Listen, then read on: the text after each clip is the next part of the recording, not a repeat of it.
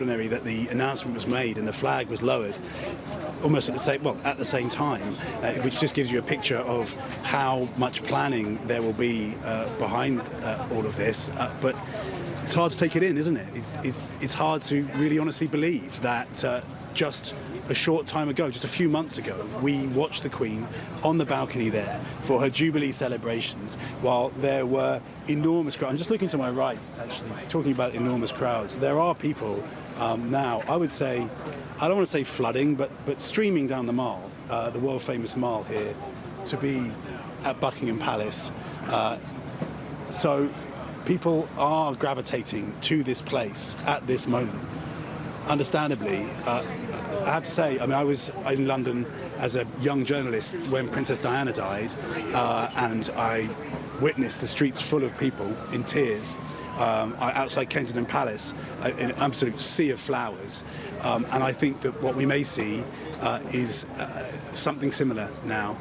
Because I think people have known that this moment was coming.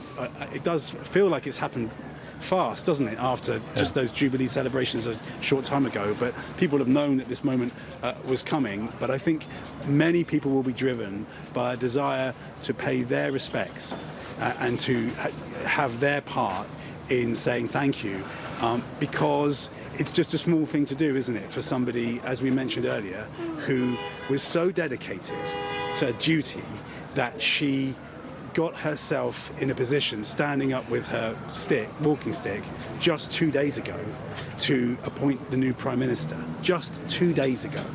So that her life has been extraordinary right until the final days. And I suspect many people who I can see making their way towards the front of Buckingham Palace will feel they owe it to her to just devote a few hours of their life to pay their respects.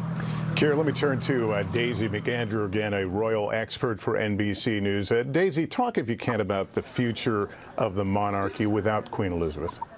Well, this is a moment that, as Keir was implying, many people